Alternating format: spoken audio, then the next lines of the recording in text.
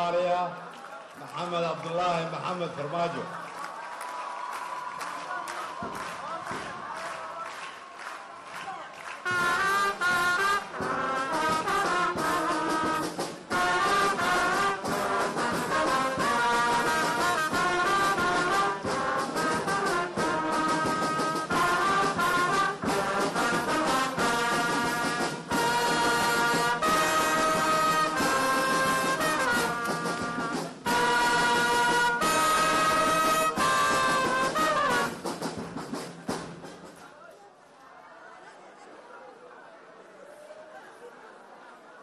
بسم الله الرحمن الرحيم.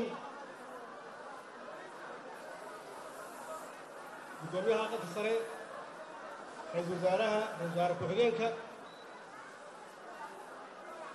golaha wasiirada xildhibaanada labada aqal taliyaasha ciidanka qalabka sida dhammaan ka qaybgalayaasha munaasabadan ururada bulshada culamaa udiinka صحافة بامبيدا. السلام عليكم ورحمة الله وبركاته.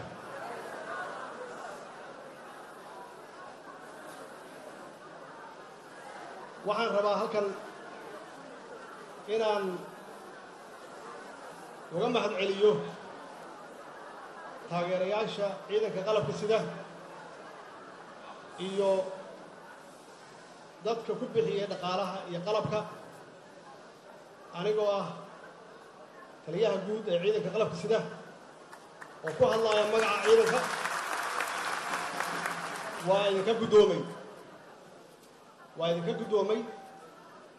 waa idinkaga mahad celinaya taageerada aad taageersan tihiin ciidanka qalabka sida aad iyo aad yaan idinkaga mahad celinayaa. waxaan rabaa inaan waxyar idinkaga sheego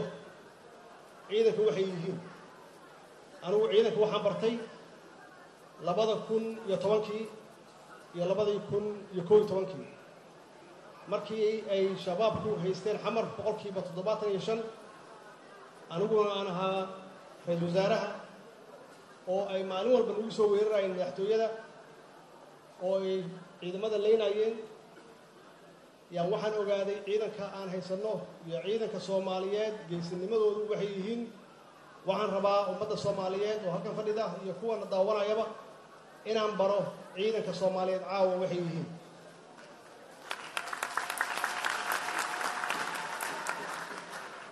waxaan ka bilaabayaa oo aan la shaqeeyay Generaal Bile oo halkan jooga. markaan leeyahay ciidanka qalabka sida waa isku wadaraya Generaal Saacid waxaan ka codsanayaa halkan inaad timaado oo markaas ahaa taliya ku-xigeenka. waxaan rabaa inaan u yeero Generaal Sanay iyo kulli ciidamadii ila shaqeeyay oo magaalada wax ka xoreeyay halkaas oo istaag kulligiin.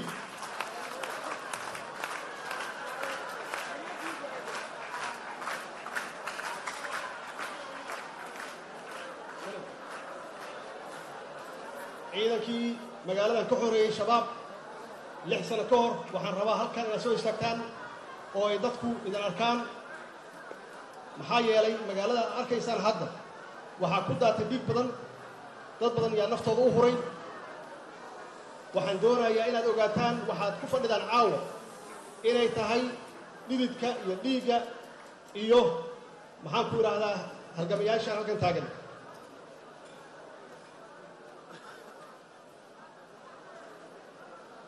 ciidamada halkan aad ka arkaysaan waxa weeye ciidan ku soo dagaalamay iyagoonan haysan mushahar, iyagoonan raashin haysan, iyagoo markay dhaawacmaan aan la daaweynaynin, iyagoo kii dhinta carruurtooda aan la daryeelin. xaggee ka helaysaa ciidan noocaas oo kale ah adduunka? xaggee ka helaysaa? annagu haddaan nahay bini aadan, khaasatan haddaan Soomaali nahay, ma xasuusanno shalay abaalna ma lihin. caawa jeneraaladan aad arkaysaan iyo korneelada aad arkaysaan iyo saraakiisha aad arkaysaan waa saraakiisha aad ku fadhidaan halkan caawa.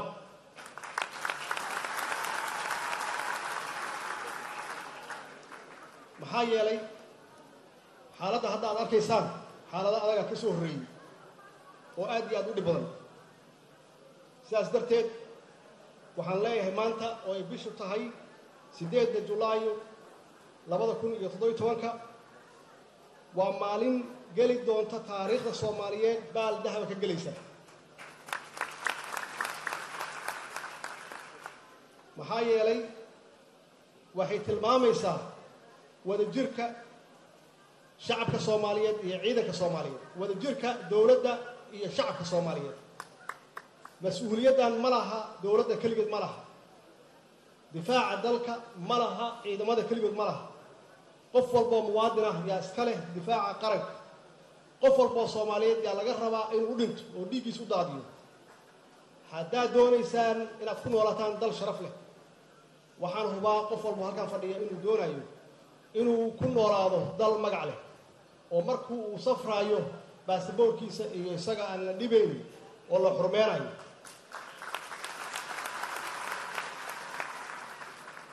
laguma gaari karo intaasoo sharaf ah aad arkaysaan laguma gaari karo ciidan la'aan dowlad walba iyo dal walba intay ciidankoodu yahay yay sharafkeedu tahay oo la ixtiraamaa oo ay magac leedahay sida hadda xaaladdu ay tahay waxaan leeyahay waxaan joognaa 2010 maxaa yeelay shabaabka magaaladan lagama bixin lahayn haddaysan shacabka taageerin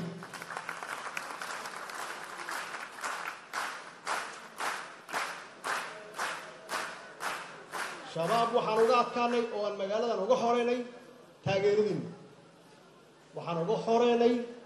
taageeradiina aad siinaysaan ciidamada qalabka sida biyaha iyo caanaha iyo cuntada ka daba wadaan waxaan rabaa inaan halkan ku magacaabo ama aan ka sheego batuulo inay halkan noo timaado oo hogaaminaysay dumarka Soomaaliyeed oo daba socday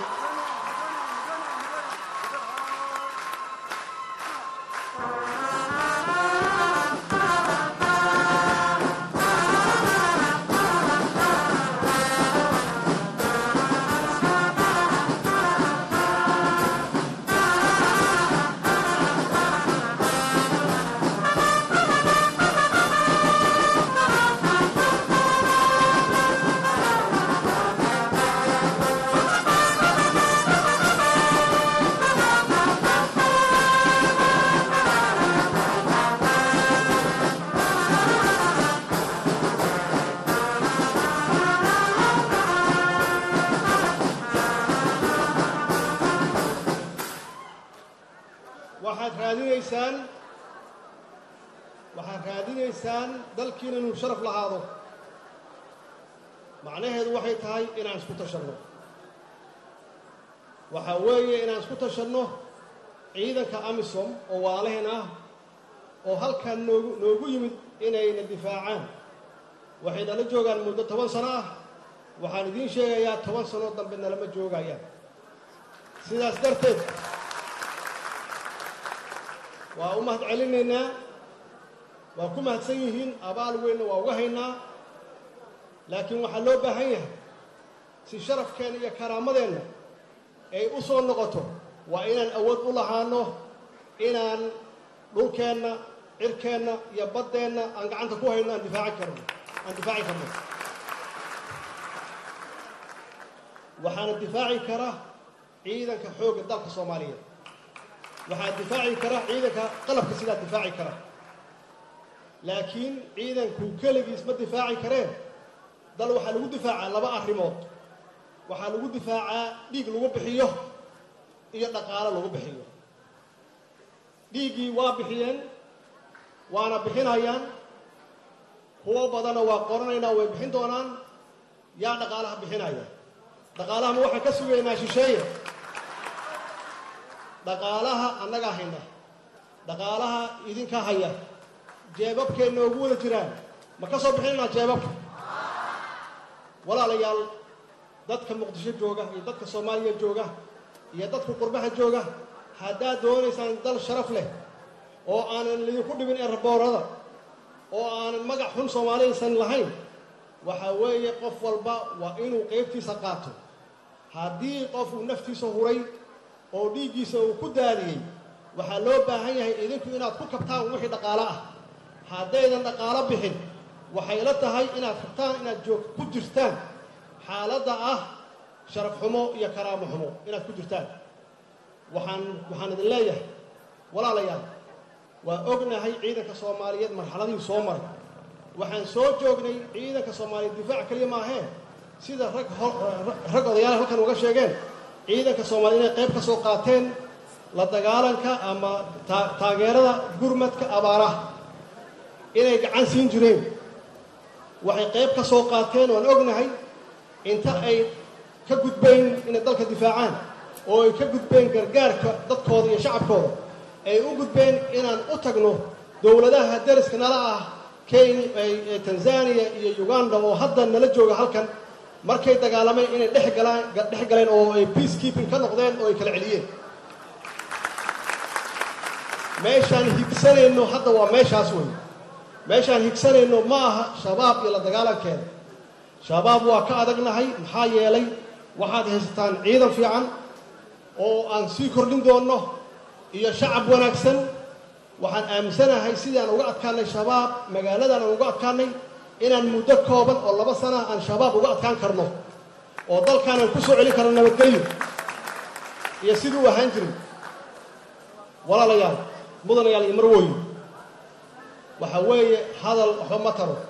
Soomaaliha hore waxa u tiri hadal yar iyo hawl badan waxa noo yaala hawl aad iyo aad u culus annagu haddaan nahay dawladdii waxaan qaadanaynaa mas'uuliyaddii aad nagu soo doorateen oo ku soo doorateen xildhibaanada sharafta leh oo soo doortay intii hadda aan joognay bilihii yarka ahaa aan joognay waxaan idin sheegaynaa waxaan qabanay haddaad u aragtaan inaydan gacan nagu siin karin noo sheega iyo meeshaan wax ka sixi karno laakiin waxaan aaminsannahay 4 bilood iyo 5 bilood aan joognay inaan qabanay howlo aad iyo aad baaxad weyn ay ugu horeyso ka hortagga abaaraha xasilinta caasimadda bixinta mushaaharaadka aan joogto ka dhignay dardargelinta shaqadii wasaaradaha bilicda iyo maxaan ku raahdaa magaalada muqdisho oo aan bilaawno nadaafadii inaan bilaawnay la dagaalanka musuqmaasuqa inaan bilaawnay maxaan ku raahdaa diyaarinta iyo ansixinta hindisaha sharciyeedyada oo aan geenayno muddo dhow aan u geenayno baarlamaanka sidaad ogtihiin guushii ugu dambeysay waxay ahayd in dhalinyaro Soomaaliyeed oo ku xiran oo dhan 120 aan xabsiyada ka soo deynayno muddo yar gudaheeda waxaan qabanay shir weyne oo wada tashi ah oo la xiriira arrimaha dib u heshiisiinta walaalayaal hawshu fara kama qodna hawl aad iyo aad u culus yaa noo taala laakiin la'aantiin wax ma qaban karno waxaan u baahannahay shacabka Soomaaliyeed waxaan uga baahannahay in aad amniga nagala shaqeysaan mar walba waan rahnaa waxaan u baahannahay inaad dhaqaalaha nagala shaqeysaan oo canshuuraha bixisaan haddaad labadaas samaysaan waxaan idinka ballan qaadaynaa inaan la tartanno mar walba waan rahnaa dawladaha kale oo runtii dadkeenu ay u qaxaan inaan la tartanno oo aan helno dad badan oo qaxooti oo noo yimaada bacdamaa dalkeenu yahay dal khayraad badan dadkeenu ay yihiin dad firfircoon oo markiiba wax barta iyo dad badan oo qurba joog oo wax soo baratay oo diyaar u ah inay dalkooda dib ugu soo noqdaan maanta fursad ayaan haysanaa Soomaaliyeed waxaan idinka doonaynaa inaad taageertaan ciidankeena inaad dhaqaale ku bixisaan haba ugu yaraato hadday noqoto $1 gabadhii hadda meeshaan joogtay oo ka hadlaysay khayr Allah siiyo iyadoo caruur korsanaysa iyo $1 bixisa waana shaqaynay macnaheedu waxay tahay wixii aan rabno wax waa ku bixinaynaa gabadhaas waxay cadeysay inay tahay gabar wadaniyad ah idinkuna wadaniyiin ayaa tihiin qof walba oo na dhageysanaya hadda waxaan hubaa inuu aaminsan yahay inuu rabo inuu gacan siiyo ama taageero ciidamada qalabka sida oo maalin walba dhifayska noogu jira annagoo halkan fadhina oo ay kanaacada u cunaysaa oo xabadda ugu dhacaysaa ee u dhaawacmayaan iyagoo laga yaabo inaysan waxba cunin laga yaabo inkastoo aan ka shaqeynay waayahan dambe intii aan joognay xilka aan helnay inaan siino mushaaharo joogto ah waana ku wadaynaa mushaaharo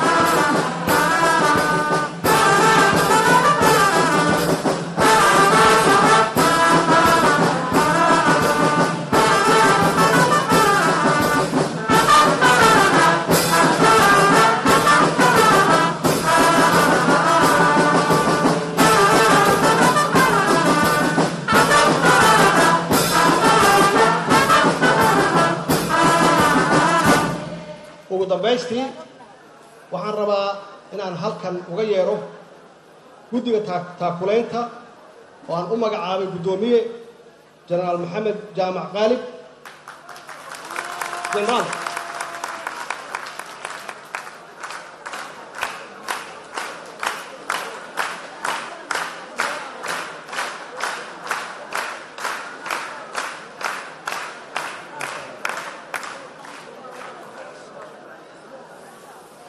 iyo ku-xigeenkiisa sheekh nuur baaruud burxan fadlan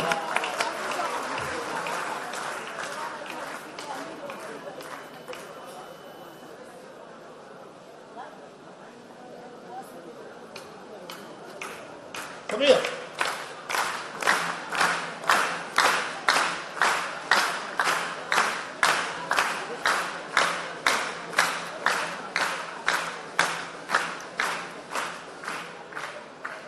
السلام عليكم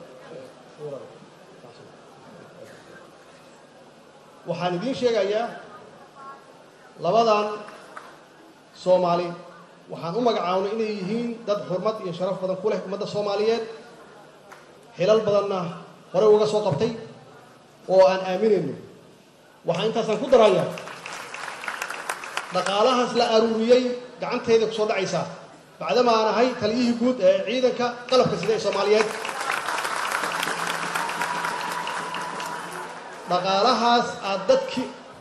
dhaqaalahaas aad ku tabarucdaan ciidamadiina qalabka sida oo cadowga hor fadhiya dhaqaalahaas wuu gaari haddii ilaahay ay ummadda Soomaaliyeed ay gartaan oo jeebkooda si fiican wax uga soo bixiyaan waxaa laga yaabaa iska daa mushaaharo iyo caafimaadkooda inaan guryo ugu dhisnaba ciidanka maanta fursaddaan haysanno mar walba ma imaanayso haddii shalay aan la idin raadinin oo aan la idin samaynin maxaan ku yidhahda xafladdan oo kale oo madaxdii qaranka iyo ciidamadii qalabka sida iyo shacabkii Soomaaliyeed aysan idin hor imaanin aysan idin hor keenin waxay u baahan yihiin waxa weeye maanta waa idin hor nimid waa idin hor taagannahay mas-uuliyaddan waa mas-uuliyad aan wada leenahay naga wada dhexaysa mas-uuliyad cid gaar ah ee u leedahay ma jiraan dalkan wuxuu u baahan yahay in dalkan la nabadeeyo dalkan wuxuu u baahan yahay in cadowga laga celiyo haddaadan dhiig huri karin oo aadan naftaada ku hurayn walaalayaal dhaqaalaha nagu kaalmeeyo haddii weli dalkaani uu kaaga jira lahjaclo dalkan waa dal wanaagsan waa dal meel fiican ku yaalla oo ilaahay wax walba na siiyey haddii aan nabad la helin nolol la heli maayo furaha noloshu waa nabadda weyn annaguna waxaan ka shaqaynaynaa nabaddaan ka shaqaynaynaa nabaddana waxaa ugu horreeya ka shaqaynaya ciidamada qalabka sida haddii iyagu naftooda idin hureen idinkuna waxaa la rabaa jeebkiina inaad furtaan iyo qalbigiinaba ugu dambeyn waxaan rabaa kitaabkii aw odayaal waxaan siiyey kitaabkan oo hadiyad ah ammaanadan idiin dhiibay kitaabkaana ku dara waa kitaab jaamaca weeye dad islaana nahay ammaanada aad noo dhiibtaan waa ilaahay hortiisa inaan idin ilaalinayno aanan gaarsiinayno ciidamada qalabka sida ee Soomaaliyeed habeen wanaagsan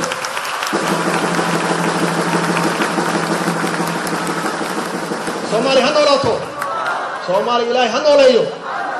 Soomaali ha saacdo ciidamadeena iyo dalkeena Allah xoojiyo wax walba anaga nagu xiran yihiin Allah qulubteena soo duwo wa ma santiin wa salaamu alaykum wa rahmatullahi wa barakaatuh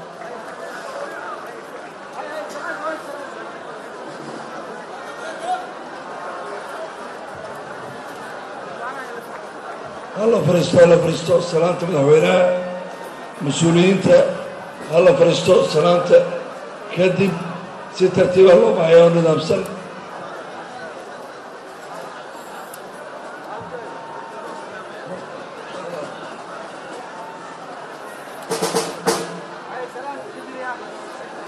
هاي هلا فريستو وحي هلا فريستو مدحوينها وحو سلام يا سراكيش سلام قرنك وقادنا يا فضلا هلا فريستو